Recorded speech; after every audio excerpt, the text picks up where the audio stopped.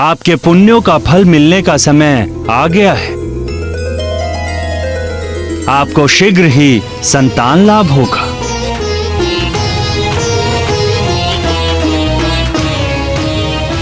कल्याण हो।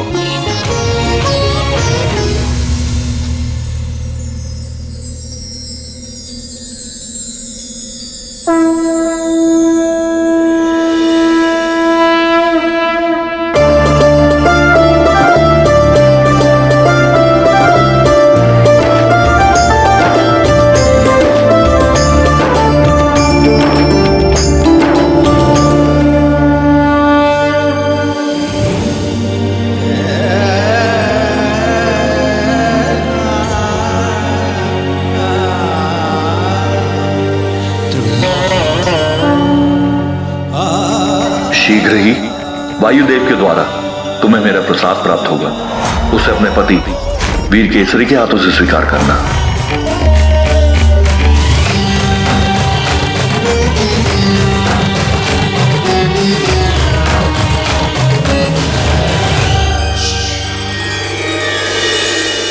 और कुछ समय पश्चात ही उनकी मनोकामना पूरी हुई। अंजना ने गर्भ धारण किया। जैसा कि आप सभी जानते हैं, गर्भकाल में मां के शरीर में अनेक परिवर्तन होते हैं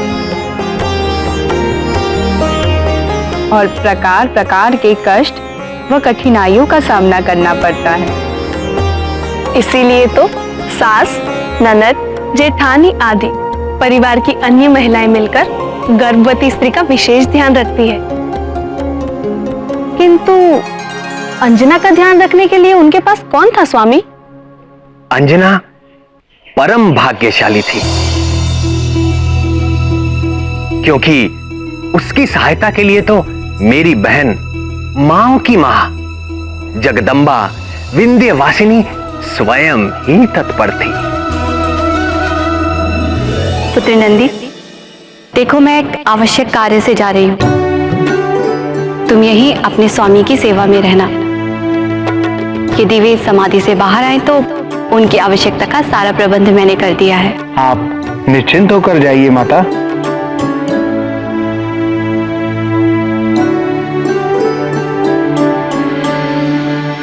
भवानी प्रिय,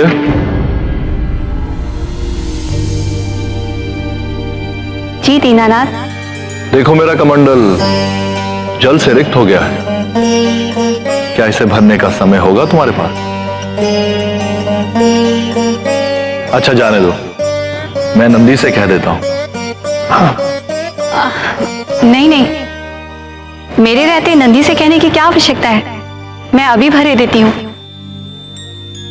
अच्छा रहने दो, मुझे तो स्मरण ही नहीं था कि अपनी जटाओं की गंगा से इसे भर लेता हूं। तुम जाओ भवानी। आप जानबूझकर मुझे सता रहे हैं ना भोलेनाथ? मुझे विलंब हो रहा है। अपनी पुत्री अंजना की इतनी चिंता? चिंता तो माँ का स्वभाव है भोलेनाथ, और अंजना की विशेष चिंता का तो विशेष कारण भी है। उसके गर्भ में आपका तेजस्वी अंश है। उसे संभालना अंजना जैसी तपस्विनी के लिए भी कठिन सिद्ध होने वाला है। मुझे उसे चेताना होगा और उसकी हर संभव सहायता और सुरक्षा करनी होगी। अब मैं जाऊं? अवश्य जाओ प्रीता, उसे तुम्हारे संरक्षण की आवश्यकता है। कल्याण हो।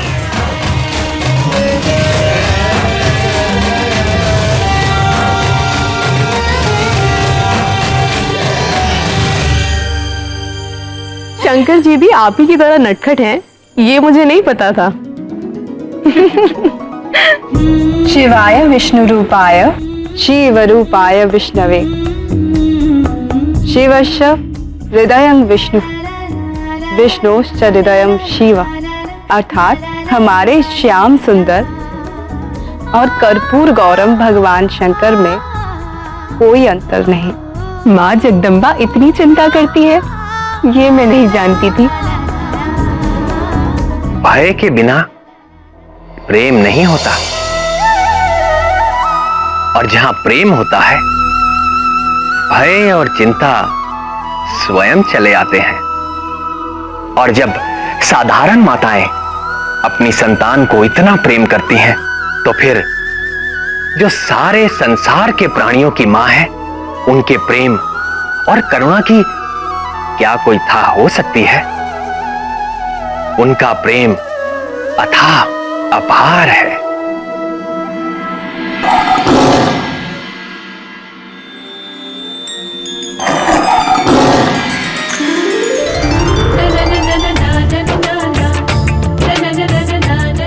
गौरी की ये गैया उत्तर देती सारे, पूछो जो भी प्रश्न मन में हो तुम्हारे।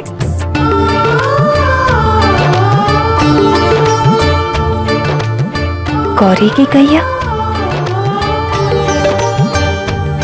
यदि आप आज्ञा दें तो मैं उसे बुलाकर कुछ पूछ लूं।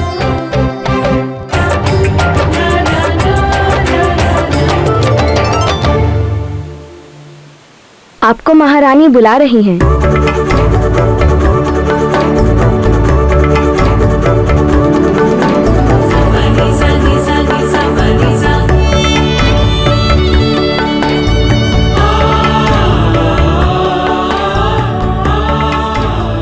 गौरी की ये गैया उत्तर देती सारे, पूछो जो भी प्रश्न मन में हो तुम्हारे।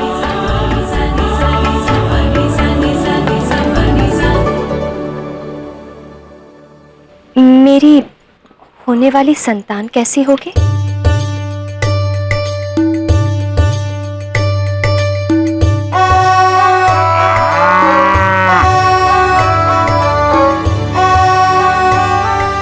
तप किया तूने कठिन, पाया शिव जी का वरदान, मन की चाह हुई पूरी, लाला होगा अब बलवान।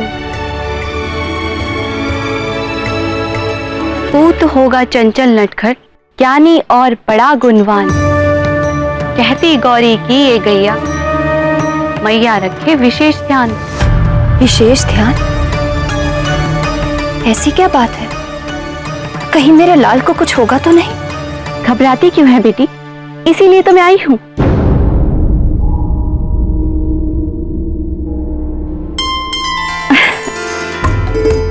रक्षा करते तेरे लाल की, गंगा को जिन्होंने साधा, तेरा वाली उनकी पुजारन, दूर करेगी हर बाधा। और अब आगे सुन, तेरे और तेरे लाल के स्वास्थ्य के लिए गौरी कुछ कहती है। सुन तो क्या कहती है।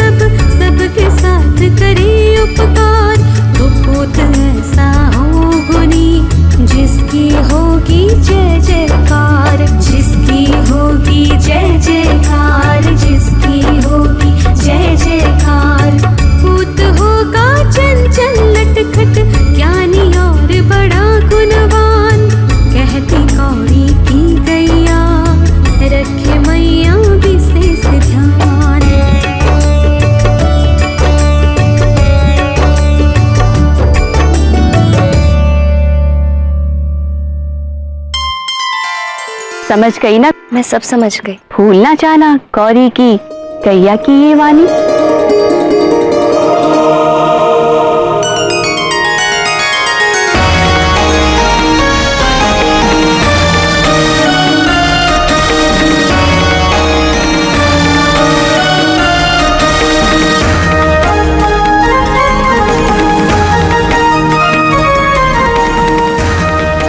रक्षा करते तेरे लाल की गंगा को जिन्होंने साधा, तेरा वाली उनकी पुजारन दूर करेगी हर बाधा।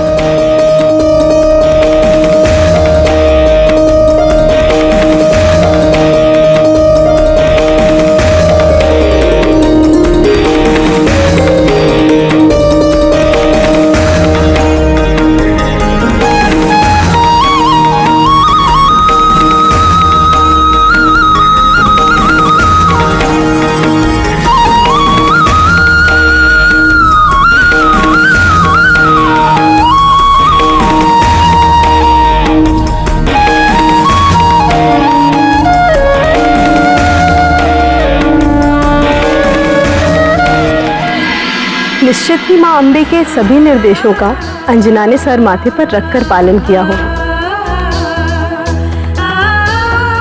और भगवान शंकर के आशीर्वाद से हनुमान जी का निर्विघ्न जन्म हुआ होगा। ये कैसे हो सकता था? क्यों प्राण वल्लभ? हनुमान आज शांत और धीर चित्त दिखाई देते हैं, तो क्या आपने ये सोच लिया कि उन्होंने इसी प्रशांत मुद्रा में भजन करते हुए जन्म लिया था? तो क्या हनुमान बाल्यकाल में बहुत चंचल थे? बाल्यकाल तो क्या, उन्होंने तो अपनी लीला गर्भकाल से ही आरंभ कर दी थी। गर्भकाल से? गर्भ धारण करते ही अंजना के रूप में अलौकिक परिवर्तन होने लगा। उसका रंग चमक गया, मुखमंडल तेजस्वी हो गया, देह में से सुनहरी आभा निकलने लगी और उसकी भूख वो तो कुछ अधिक बढ़ गई।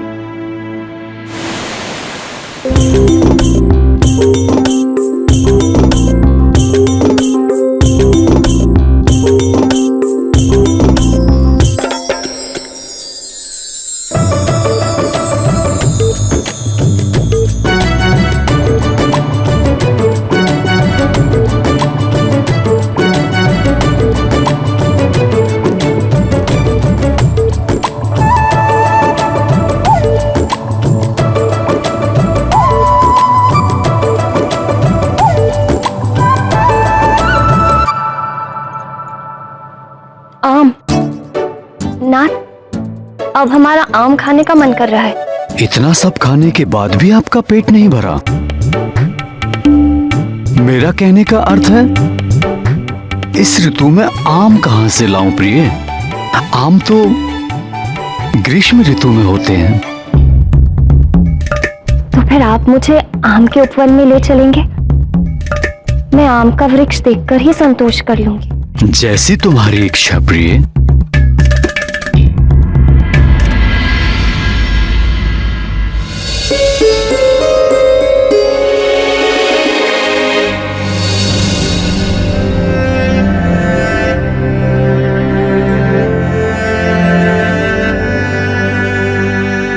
निराश मत हो अंजने, मैं किसी सेवक को पूर्व वन में भेजता हूं, संभवतः वहां कुछ मिल जाए।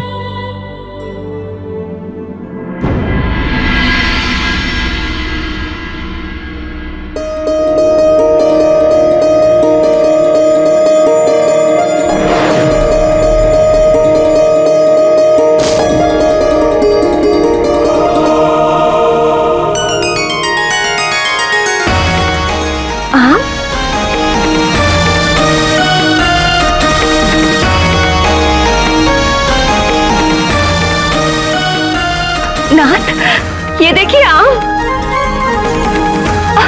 वो देखिए कितना बड़ा और रसीला आम है।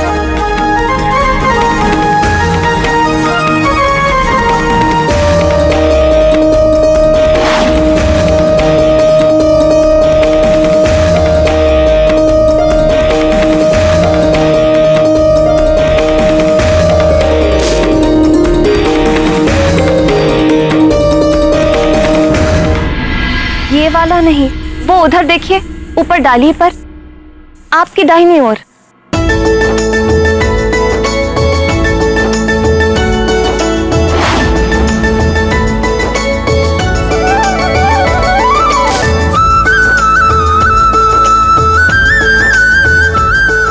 ये वाला नहीं, वो सबसे ऊपर वाली डाली पर जो है वो वाला। तुम्हें कौन सा आम चाहिए प्रिय?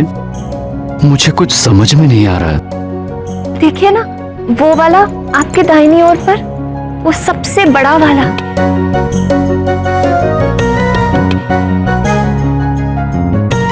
मैं बताती हूँ।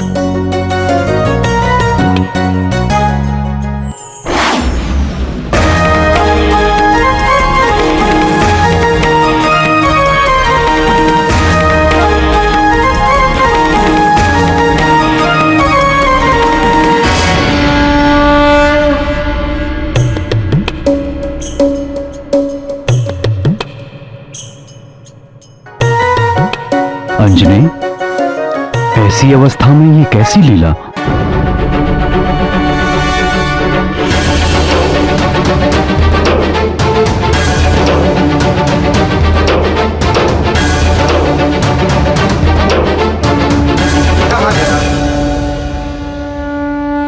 उसके भीतर एक असाधारण शक्ति का विकास होने लगा, जिसे देखकर स्वयं वीर केसरी भी हतप्रभ रह जाते।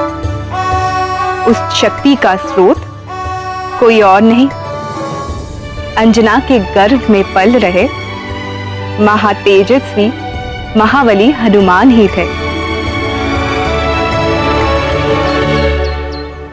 कल एक विचित्र अनुभव हुआ रात को।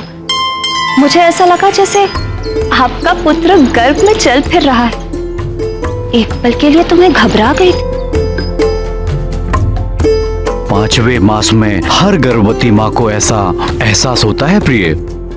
हाँ, और इसका स्मरण होते ही मेरा मन प्रसन्नता से भर गया। अरे देखिए, फिर से चल फिर रहा है आपसे बात करते करते।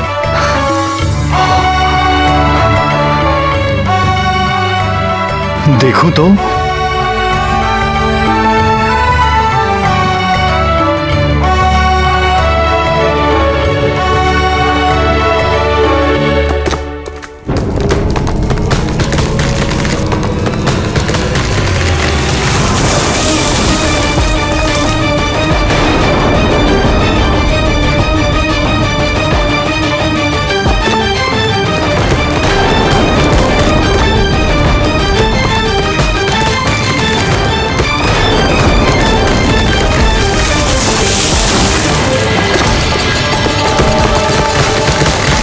अंजलि,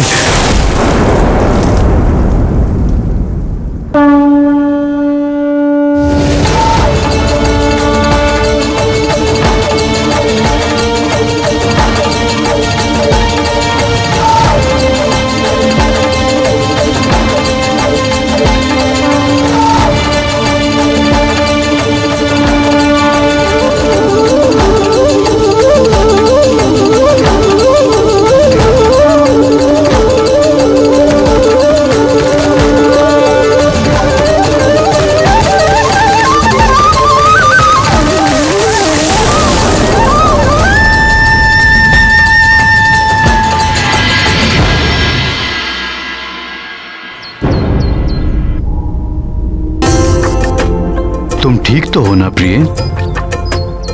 जी, मैं बिल्कुल ठीक हूँ। कुछ न कुछ अलौकिक शक्ति सी आ गई। मैं भी चकित हूँ ना कि मैं ये सब कैसे कर रही हूँ। निश्चय ये भगवान भोले शंकर के तेज का प्रताप है।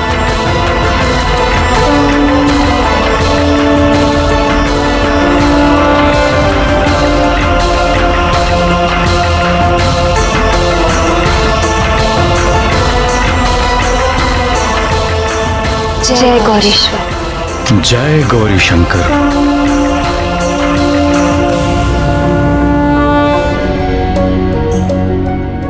अंजना के गर्भ में विकसित हो रहे हनुमान के खाने और खेलने की सारी विलक्षणता अंजना में उजागर होती रही। किंतु हनुमान ने इन सबसे भी बढ़कर रुचि स्वामी के लीला कथाओं में प्रकट की। अंजना के स्वामी वानर राज केसरी की कथाओं में? अंजना के स्वामी नहीं, सारे जगत के स्वामी, हम सब के स्वामी, सांवरे सलोने श्याम सुंदर। अंजना जानती थी कि गर्भ में भी शिशु सुनने लगता है, इसलिए माता गौरी की बात स्मरण करके वो निरंतर अच्छा ही बोलती और अच्छा ही सुनती।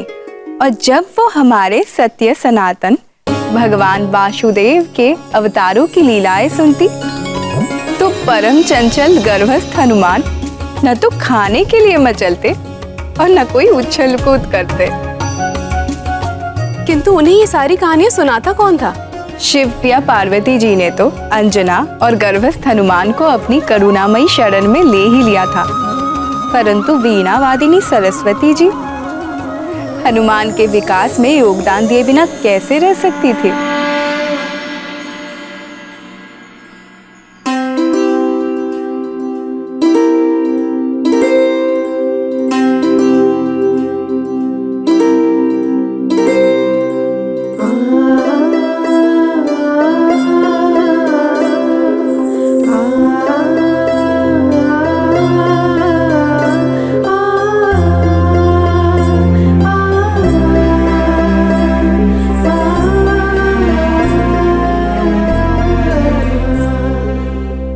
देवी अंजना, आज मैं आपको ध्रुव लोक के ध्रुव तारे की कथा सुनाऊंगी। आकाश में स्थित ध्रुव नक्षत्र अपने पूर्व जन्म में मनुष्य थे। वे 5 वर्ष की अल्प आयु में ही उन्होंने भगवान वासुदेव को अपनी निर्मल भक्ति से प्रसन्न कर दिया और इस परम दुर्लभ पद को प्राप्त किया। ध्रुव के पिता राजा उतानपाद की 2 रानियां थीं। ध्रुव की माता सुनीति वे बड़ी थीं, किंतु राजा अपनी छोटी रानी सुरुचि के वश में थे। देवी अंजना, आप लेट जाइए। ऐसे बैठे रहने से गर्भ में पल रहे शिशु को कष्ट होगा।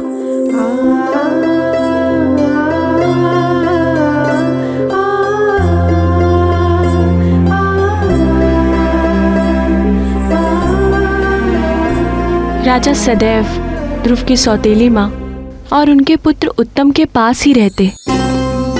ध्रुव को कभी भी अपने पिता का प्रेम प्राप्त करने का अवसर ही नहीं मिलता।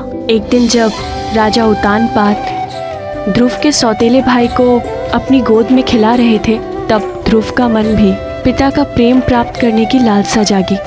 वो अपने पिता की गोद में जा ही रहा था कि उनकी सौतेली माँ ने उनका हाथ खींचकर उन्हें नीचे ढकेल दिया। सौतेली माँ के कटु वचनों से बहुत ही आहत हुआ। ध्रुव की माता सुनीति चाहकर भी अपने पुत्र को पिता का प्रेम दिलाने में समर्थ नहीं थी। इसीलिए उन्होंने ध्रुव को परम पिता भगवान नारायण का प्रेम प्राप्त करने के लिए उनकी भक्ति करने का उपदेश दिया।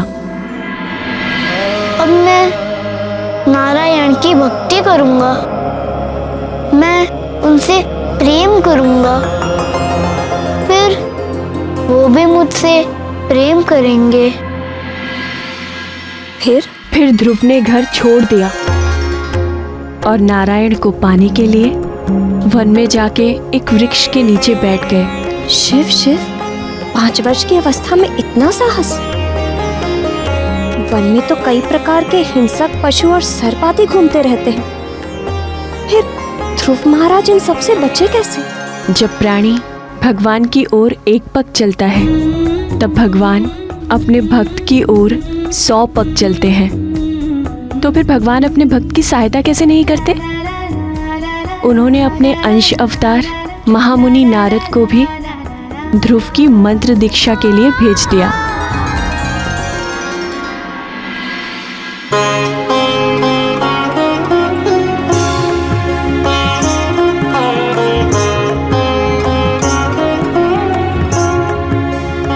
मेरे पीछे बोलो वत्स। ओम नमो भगवते वासुदेवाय। ओम नमो भगवते वासुदेवाय। ओम नमो भगवते वासुदेवाय। ओम नमो भगवते वासुदेवाय।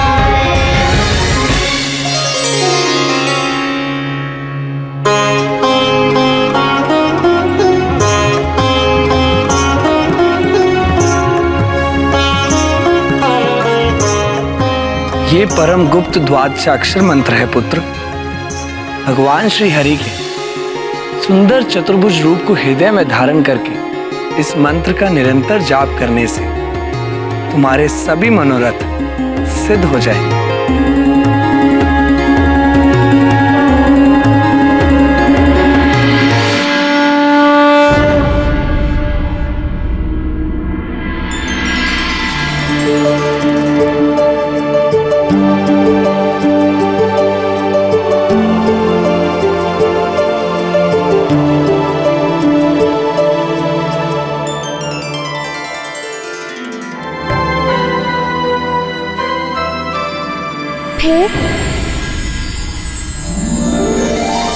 फिर क्या हुआ?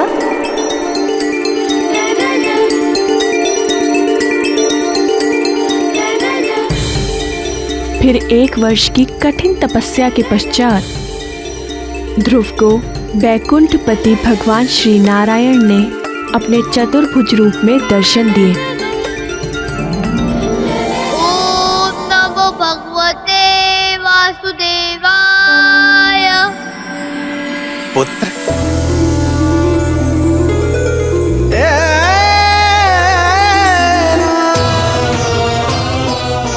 तुम्हारी निर्मल भक्ति से मैं प्रसन्न हूं पुत्र। जिस अविनाशी लोक को आज तक किसी ने प्राप्त नहीं किया, सारे ग्रह, नक्षत्र और सप्त ऋषि भी जिसकी परिक्रमा करते हैं, इस समस्त ब्रह्मांड में सबसे ऊपर का वो लोक जो इन सारे लोकों का नाश होने के पश्चात भी स्थिर रहता है, वो दुर्लभ पद मैं तुम्हें देता हूं।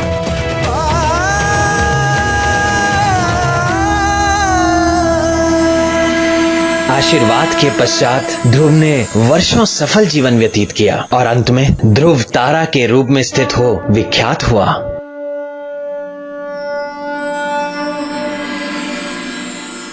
इस प्रकार भक्ति का पहला पाठ शिशु हनुमान ने गर्भ में ही सीख लिया था।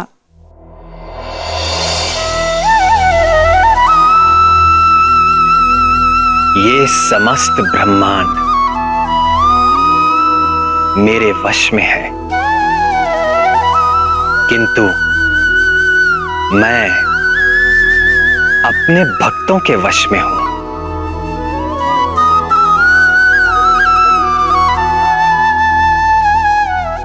मेरे भक्त हर पल, हर घड़ी निरंतर मेरा ध्यान करते हैं और मैं भी हर पल, हर घड़ी अपने भक्तों का ध्यान करता हूं। हर संकट से उनकी रक्षा करता हूं, उनकी हर इच्छा पूरी करता हूं, उनके जीवन की उपलब्धियों की रक्षा करता हूं और कोई आवश्यकता उपस्थित होते ही तत्काल उसका प्रबंध करता हूं। हनुमान की शिक्षा दीक्षा में मेरी रुचि देखकर सभी देवता उनकी सेवा में उपस्थित होने लगे, तो सप्त ऋषि भला पीछे कैसे रह सकते थे, वो भी आए।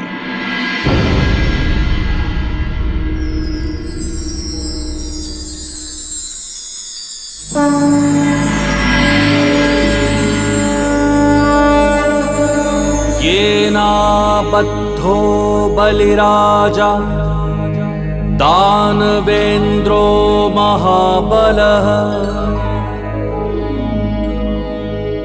तेन त्वामपि बध्नामि रक्षे माचल माचल।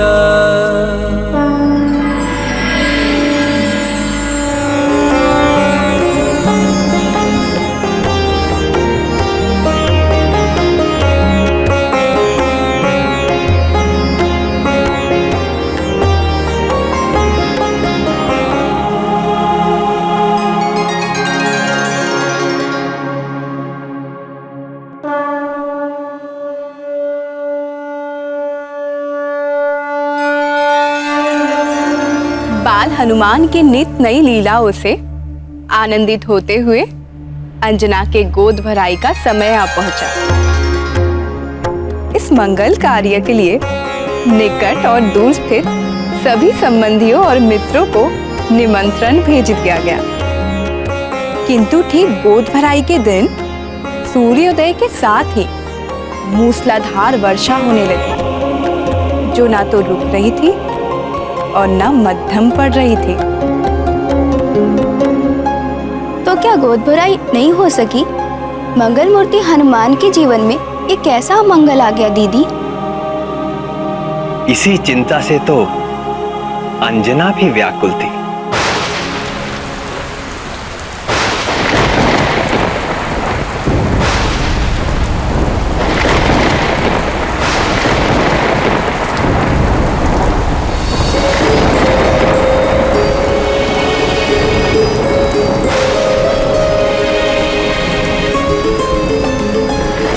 ये वर्षा तो रुकने का नाम ही नहीं ले रही।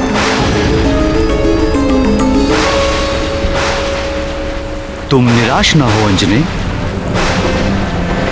ऐसी भी वर्षा नहीं हो रही कि लोग आ ना सके। मार्ग में कहीं रुक गए होंगे, आते ही होंगे।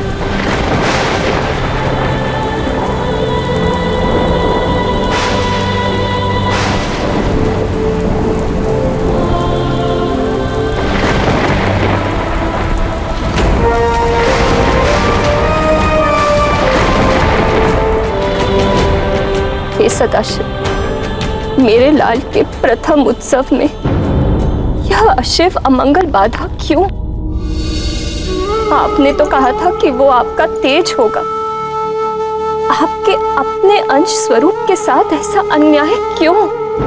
मेरा पुत्र हमारे प्रियजनों के आशीष से वंचित क्यों? हे हर, मुझ दुखियारिन का दुख दूर कीजिए।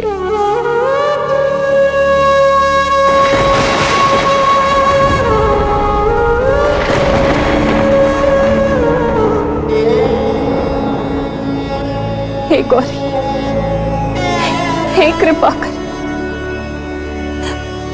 आप तो जगत जननी जगदम्बा हैं। आप तो भोले बाबा की तरह विरक्त वैरागी नहीं है माँ। आप तो अपने संतान के दुख दूर करने के लिए सदैव तत्पर रहती। यदि मुझसे कोई भूल हो गई हो तो उसका दंड आप मुझे दीजिए, किंतु गोद भराई के इस पावन अवसर पर मेरे लाल को आशीर्वादों से वंचित मत कीजिए। हे ममतामयी माँ, मैं अपना आंचल फैलाकर आपकी ममता की भीख मांगती।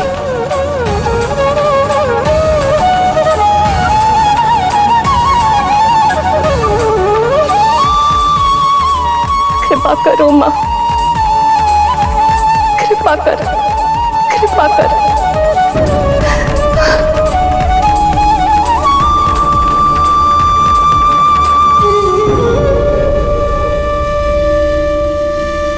मैंने तेरी पुकार सुन ली है पुत्री, धीरज रखो। गोद भराई होगी, पूरे अनुष्ठान के साथ होगी और तुम्हारे पुत्र को आशीर्वाद मिलेंगे, और ऐसे जैसे किसी को ना मिले होंगे।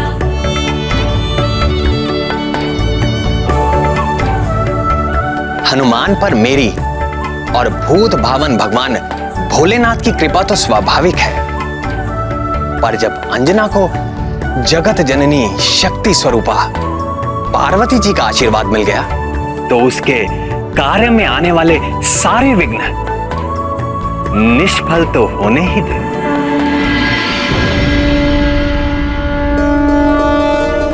देवी लक्ष्मी, देवी सरस्वती, आइए इंद्राणी सची देवी, चंद्र मोहिनी रोहिणी, आप भी आए। भानुप्रिया संज्ञा, देवी छाया, इस मंगल कार्य में सम्मिलित होने के लिए आप दोनों भी आइए।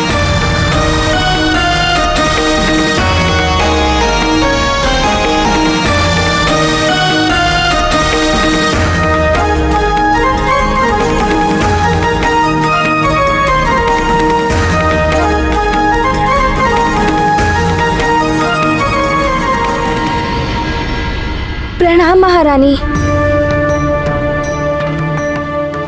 क्या हुआ? तुम इतना हाँफ क्यों रही हो? वो आ गई। कौन? हमारे संबंधी? वो तो नहीं आए, पर कुछ सुहागने आई हैं। बहुत खूबसूरत सजी धजी देवियों जैसी, और साथ में खूब सारे उपहार भी लाई हैं।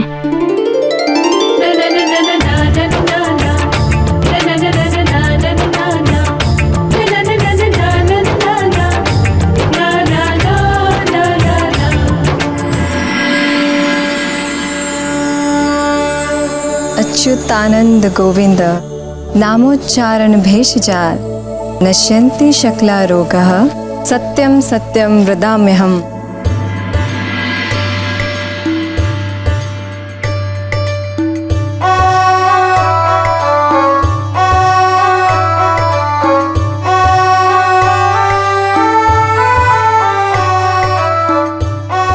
तब पुत्र जितेंद्रियो भविष्यति।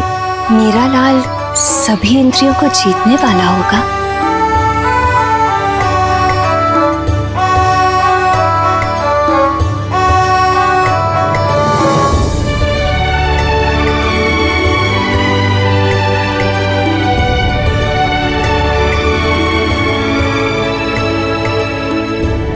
दैत्य कार्य विघातको भविष्यति।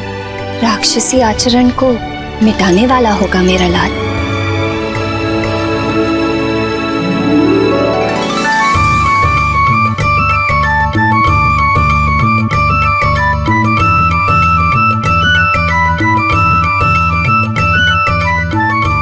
वेद विदांग विशारदो भविष्यति। मेरा पुत्र वेदों का विद्वान होगा।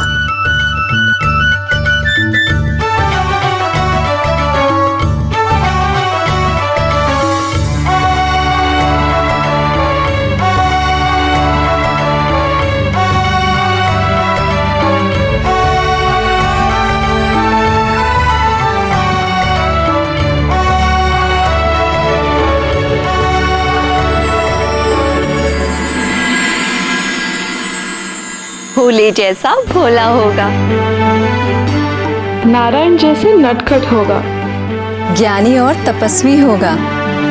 पर कौन? तेरा लाल।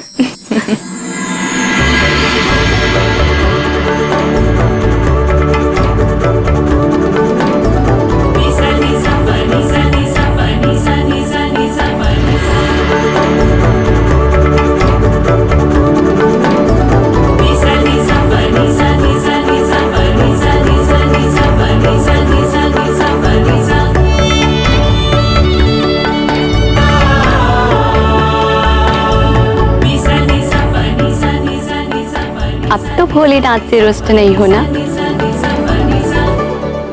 चलो उमा, मेघ फिर से घिर आए हैं। बरसने से पहले ही हम प्रस्थान करते हैं। भक्त ध्रुव को नारद जी ने द्वादशाक्षरी मंत्र दिया, किंतु तुम्हारे लाल के लिए जगत को तारने वाला 2 अक्षरों का तारक मंत्र है राम।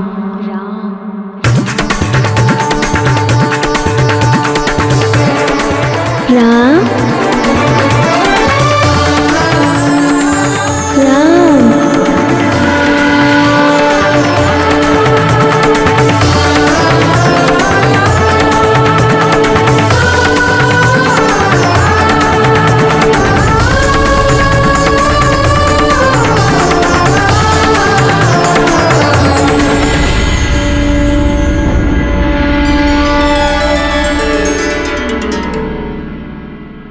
अब हम सबको आज्ञा दीजिए।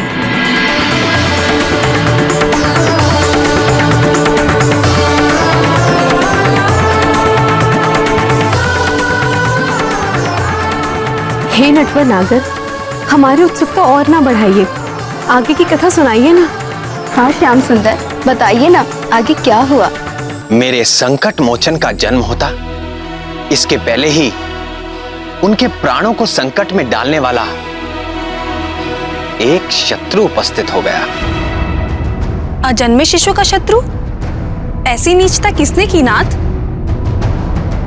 वानर राज केसरी के सुमेरु राज्य के समीप ही किष्किंधा पर्वत पर वानरों के राजा ऋक्षराज शासन करते थे। किशोर आयु के उनके दो बड़े पराक्रमी पुत्र थे, बाली और सुग्रीव।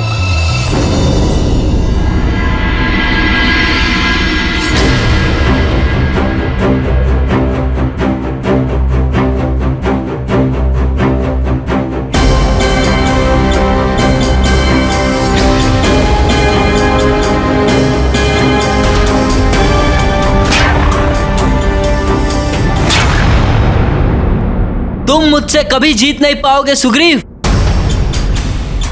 प्रयास करना ही खिलाड़ी का धर्म है बाली भैया, और मैं प्रयास करता रहूंगा।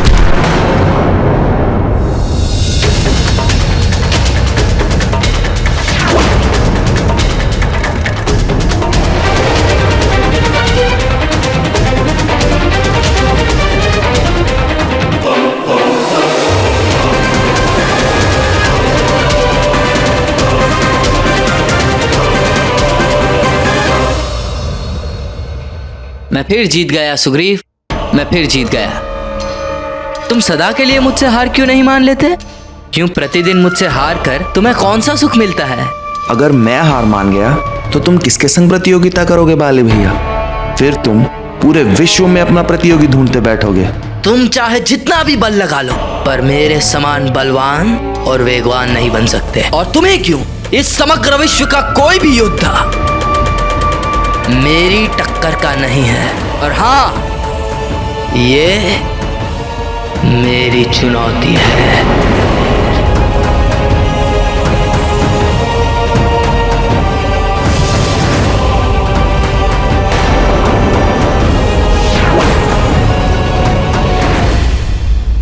तो एक और चुनौती के लिए तैयार हो? तैयार हूं बाली भैया।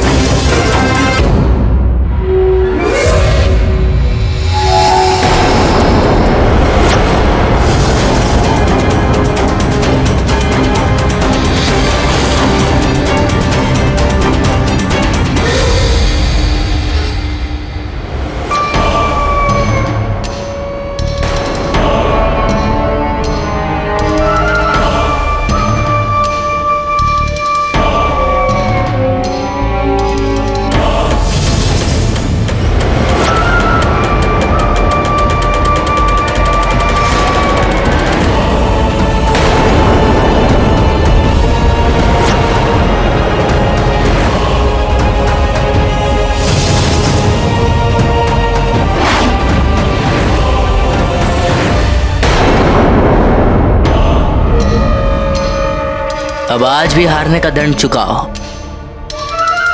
जाओ मेरे लिए केले लेके आओ। अभी लाता हूँ भैया।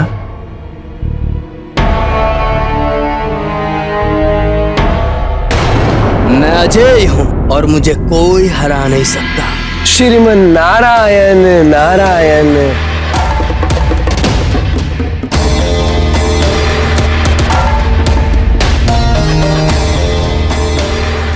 प्रणाम मुनिवर।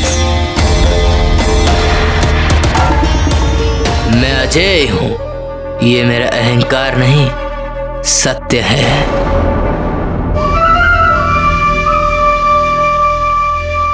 आज अजय हो,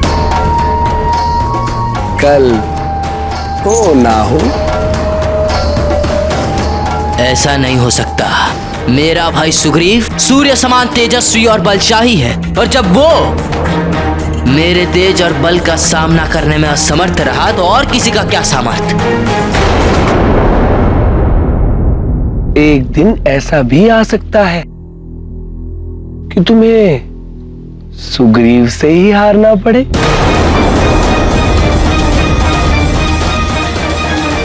इसलिए कहता हूं कि अपने बल का अहंकार ना करो। परम पुरुष नारायण की माया के आगे किसी की कुछ नहीं चलती। हे मुनिवर, क्या सचमुच ऐसा हो सकता है? हो सकता नहीं, ऐसा ही होगा।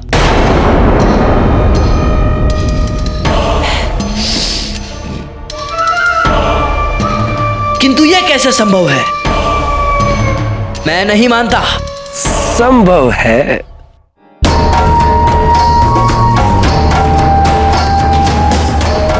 जब सुग्रीव को इस धरती के सबसे शक्तिशाली योद्धा का सहयोग मिलेगा तो तुम्हारी हार होकर रहेगी। सबसे शक्तिशाली योद्धा वो तो मैं हूं। ये तो तुम्हारा भ्रम है बाली। तुमसे भी शक्तिशाली योद्धा शीघ्र ही जन्म लेने वाला है। उसके बल के आगे तुम जैसे प्राणियों का ही नहीं, देवताओं का बल भी फीका पड़ जाने वाला है। इसलिए सर्वश्रेष्ठ योद्धा होने का घमंड छोड़ दो वत्स। किंतु वो है कौन? सुमेरु के शासक वानर राज केसरी का होने वाला पुत्र।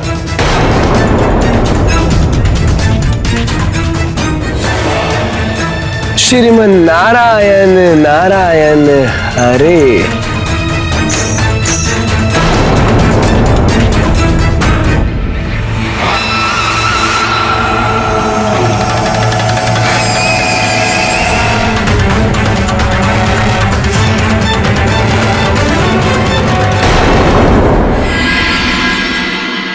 देवर्षि नारद जी की शिक्षा से उल्टे बाली के मन में शत्रुता का ऐसा बीज पड़ा जो बिना किसी विलंब के अंकुरित होकर कुकृत्य रूपी फल देने वाला पाप वृक्ष बन गया।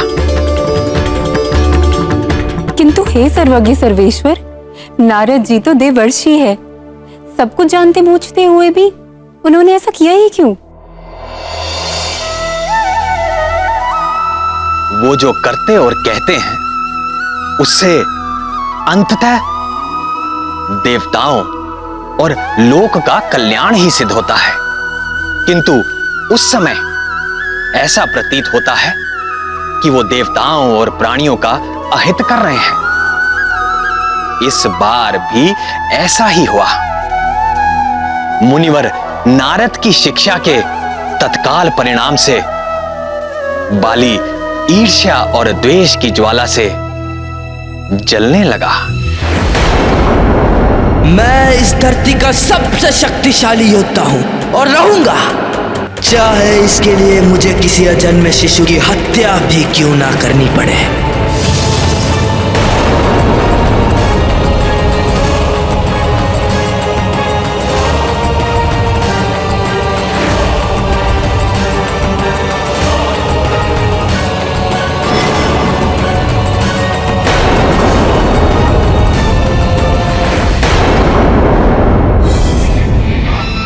मुझे ऐसा रसायन चाहिए जिसे खाकर तत्काल मृत्यु हो जाए।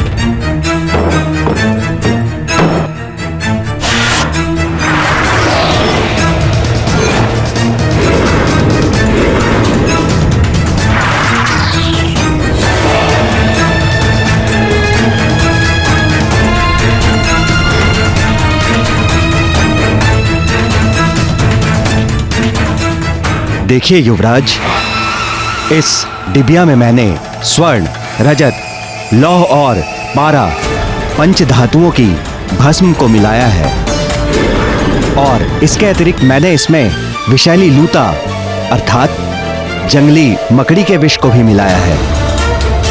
अब ये विष ऐसा तैयार हो गया है जो तत्काल मृत्यु को देने वाला है और इसका लक्षण भी ऐसा होगा कि अच्छे से अच्छा वैद्य भी ठीक ठीक निर्णय नहीं ले पाएगा कि इस विष की प्रकृति क्या है। उपचार तो दूर की बात है युवराज।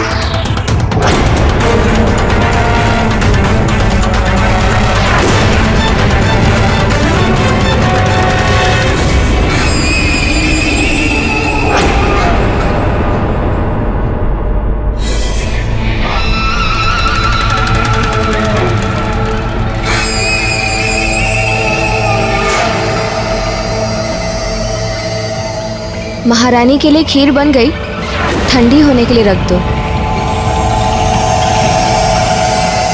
बाली अपने प्रतियोगी को जन्म लेने से पूर्व ही मार देने का हठ ठान चुका था।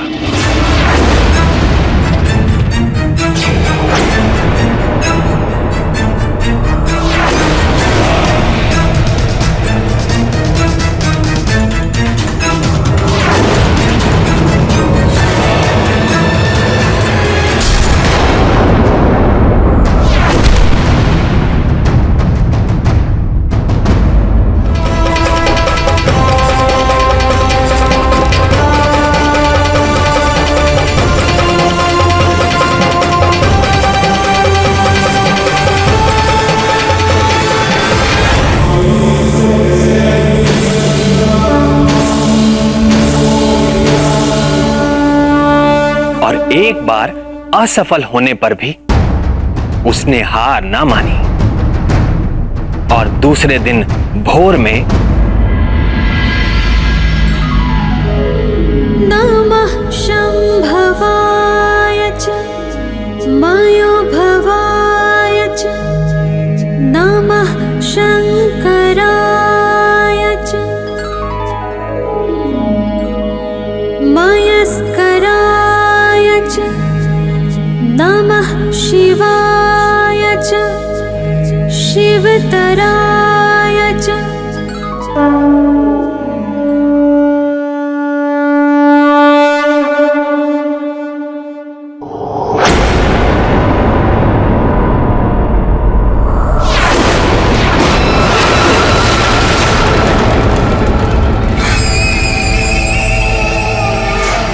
पुरोहित जी कहाँ चले गए आज?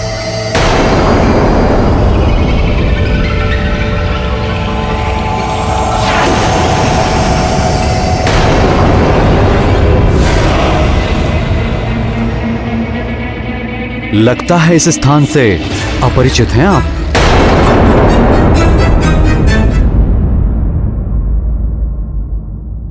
भूल तो हुई है।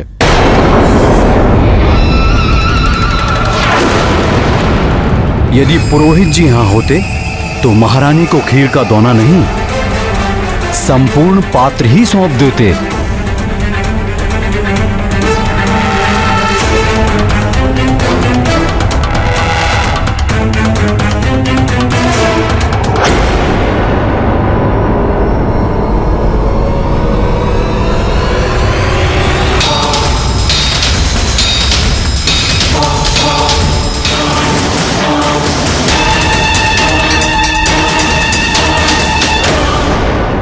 राम भक्त महाबली हनुमान को जानना हो तो चैनल को सब्सक्राइब करें और बेल आइकॉन दबाना न भूलें।